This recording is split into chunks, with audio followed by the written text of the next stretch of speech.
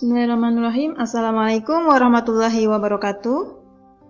Halo teman-teman semuanya, bertemu lagi dengan saya Tri Nur Jayanti. Pada video kali ini saya akan memaparkan tentang pengertian falsafah keperawatan dan perkembangan ilmu keperawatan.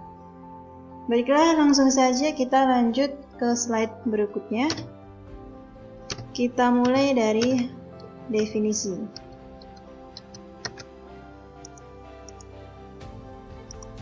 Falsafah. Apa itu falsafah? Ya, falsafah, filosofi atau filsafat. Kata ini berasal dari bahasa Yunani, yaitu kata philos yang artinya suka atau cinta dan kata sophia yang artinya kebijaksanaan. Jadi kata filosofi ini bisa diartikan cinta kepada kebijaksanaan. Kemudian falsafah juga dapat diartikan sebagai pengetahuan dan penyelidikan dengan akal budi mengenai sebab-sebab, asas-asas, hukum, dan sebagainya dari segala yang ada di alam semesta ataupun mengenai kebenaran dan arti adanya sesuatu. Falsafah atau filosofi juga dapat diartikan sebagai keyakinan dan nilai tentang manusia dan dunianya. Selain itu, falsafah juga dapat diartikan sebagai keyakinan terhadap nilai-nilai yang menjadi pedoman untuk mencapai tujuan dan dipakai sebagai pandangan hidup. Nah, dalam perkembangannya akhirnya muncul berbagai macam filsafat, salah satunya yaitu falsafah keperawatan. Apa itu keperawatan? Ya, ini pengertian keperawatan, suatu bentuk pelayanan profesional sebagai bagian integral dari layanan kesehatan didasarkan pada ilmu dan kiat keperawatan.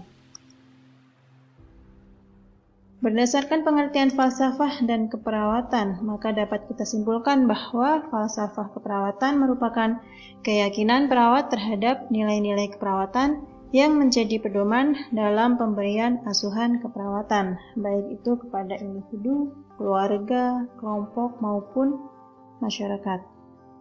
Jadi, nilai-nilai atau keyakinan ini harus mulai kita tanamkan, kita jadikan sebagai pedoman atau pandangan supaya kita sebagai perawat dapat menerapkan falsafah keperawatan dalam berperilaku baik nantinya itu di tempat kerja maupun di lingkungan pergaulan sosial kita. Ya, jadi falsafah keperawatan ini merupakan roh yang melekat pada diri perawat. Artinya, ketika kita menjalankan profesi sebagai perawat, kita tidak bisa melepaskan nilai-nilai dalam falsafah keperawatan. Ibarat manusia tanpa roh bisa kita bayangkan, itu artinya adalah mayat. Ya, begitu juga dengan profesi kita. Kita tidak akan bisa disebut sebagai perawat tanpa nilai-nilai dalam falsafah perawatan. Maka dari itu penting bagi kita sebagai perawat untuk mengetahui apa saja yang harus kita tanamkan pada diri kita sebagai seorang perawat. Oke, kita lanjut ke slide berikutnya. Nah, ini keyakinan-keyakinan yang harus kita miliki sebagai perawat. Yang pertama, manusia adalah individu yang memiliki kebutuhan holistik dan unik. Holistik artinya manusia itu memiliki kebutuhan dari berbagai aspek biologis, psikologis, sosial, spiritual, kultural. Dan unik itu artinya setiap manusia memiliki kebutuhan yang berbeda-beda. Jadi sifat manusia ini menuntut kemampuan perawat dalam melakukan pengkajian dan menganalisa kebutuhan klien. Bagaimana caranya seorang perawat bisa melakukan analisa yang tepat sehingga intervensi yang diberikan juga sesuai dengan kebutuhan? Jadi perawat harus mempelajari dan memiliki pengetahuan tentang kebutuhan yang holistik itu tadi. Artinya kebutuhan manusia dari berbagai aspek. Saya contohkan misalnya, seorang perempuan usia 32 tahun dirawat di rumah sakit karena mengalami keguguran akibat kecelakaan lalu lintas. Kehamilan tersebut adalah kehamilan pertama dan kehamilan yang diinginkannya sejak pernikahannya 7 tahun yang lalu. Klien tampak syok, tidak mau makan, dan tidak mau berbicara dengan siapapun. Melihat kasus tersebut dalam memberikan asuhan keperawatan, tentunya kita tidak bisa hanya berfokus pada aspek biologisnya saja. Ada beberapa hal lain yang juga perlu kita perhatikan oleh perawat dalam memenuhi kebutuhan klien. Selain itu, perawat juga harus bijak dalam menghadapi berbagai keluhan klien. Kemudian yang kedua, keperawatan bertujuan meningkatkan derajat kesehatan yang optimal. Kontribusi perawat dalam meningkatkan derajat kesehatan ini didasarkan pada beberapa konsep. Yang pertama, holistik dan komprehensif. Jadi asuhan keperawatan itu diberikan secara holistik dan komprehensif, artinya meliputi semua aspek secara menyeluruh, tidak hanya pada salah satu atau salah dua aspek saja.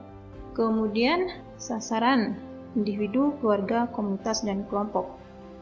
Jadi asuhan keperawatan ini diberikan kepada klien mulai dari tingkat individu, tingkat keluarga, kelompok, hingga tingkat yang paling luas yaitu masyarakat sebagai sasarannya.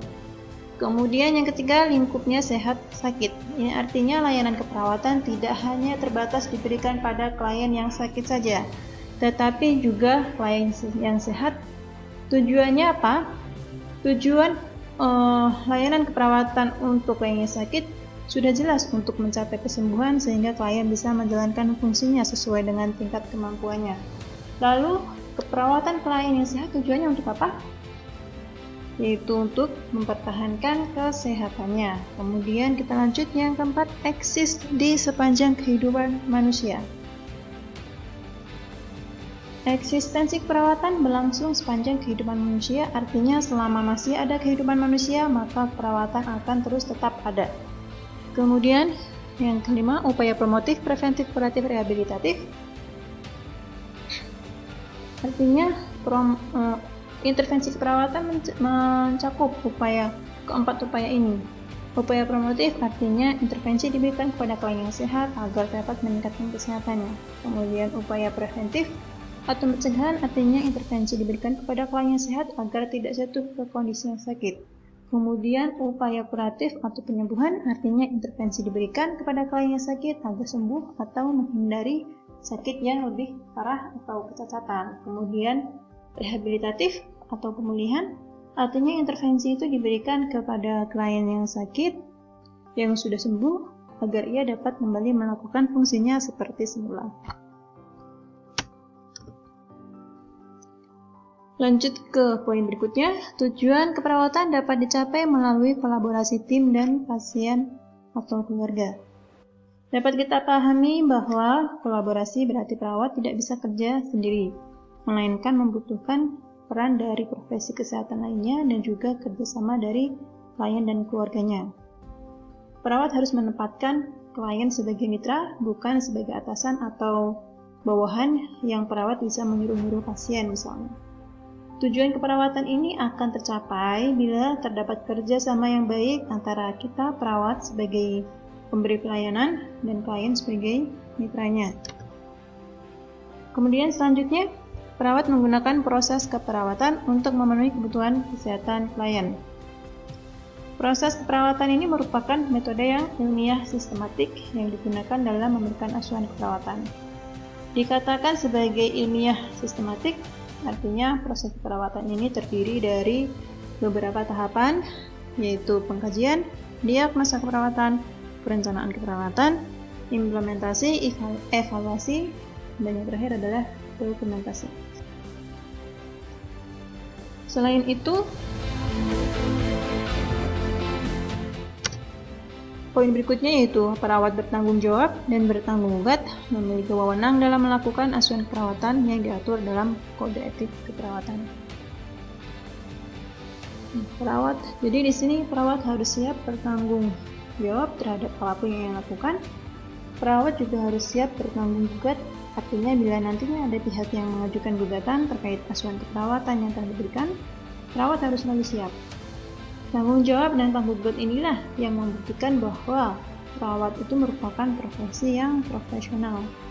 Jadi, ketika perawat memberikan asuhan keperawatan harus didasarkan pada standar-standar atau ketentuan-ketentuan yang telah ditetapkan agar perawat maupun klien dapat terlindungi, terhindar dari hal-hal yang tidak diinginkan. Dan yang terakhir, pendidikan keperawatan harus dilaksanakan secara terus-menerus. Artinya, perawat harus menjadi seorang pembelajar. Ia harus meningkatkan kompetensinya, baik itu melalui pendidikan formal maupun pendidikan informal.